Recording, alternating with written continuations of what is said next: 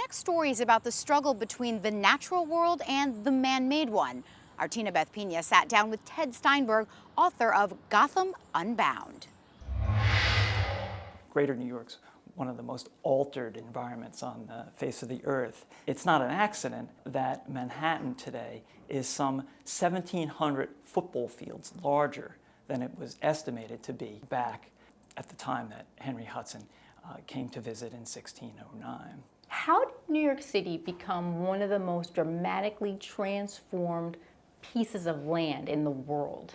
Back in the 1680s, when the British created a market in underwater land into something that could be bought and sold, just like anything else. The British colonists paved the way for the enormous expansion of New York at the expense of the sea. Another major turning point in New York's environmental history happened in the middle of the 19th century when the city turned to sources of water located outside the local environment. First, they turned and tapped the waters of the Croton watershed, and then the powers that be went on to conquer the waters of Catskills and the Delaware.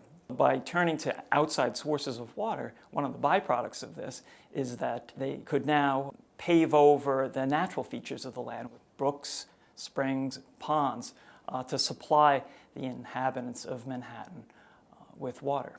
And this incredible natural density gave way to enormous unnatural density, by which I mean instead of oysters, now you had all these human beings jam-packed into the New York metropolitan area. 19 million people stuffed into less than 1% of the land area of the United States. So then what happened to those natural inhabitants? What happened to the oyster reefs and the marshlands? They were filled in as part of this major reclamation process that was going on here to make way for real estate, roads, parks, and of course airports. I mean, if you take a look at a place like Jamaica Bay, as late as 1900, there was about 2,500 square miles of marshland there. By 1910, the amount of marshland in Jamaica Bay had been reduced to about 3 square miles. And the same thing went on throughout the other major salt marsh complexes throughout the New York metro area.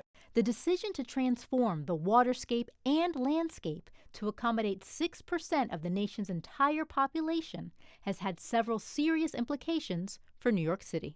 New York has been thumbing its nose at the sea for some 300 years.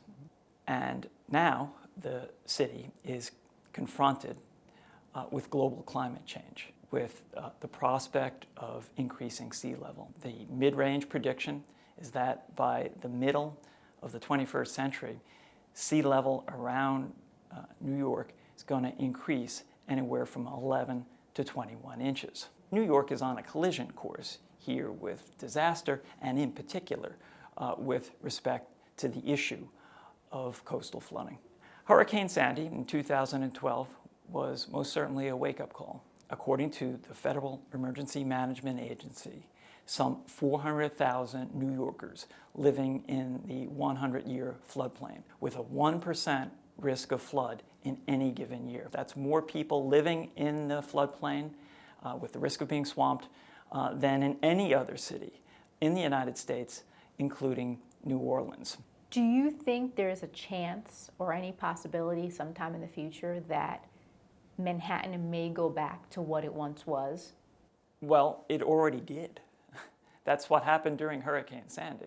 Manhattan returned for a brief moment to the watery world from which it emerged. It's important that we have some understanding, given the pace of urbanization, as to what the ecological ramifications are. This idea of New York as an infinite proposition really takes off, and it continues to shape and guide New York's relations with the environment to this very day.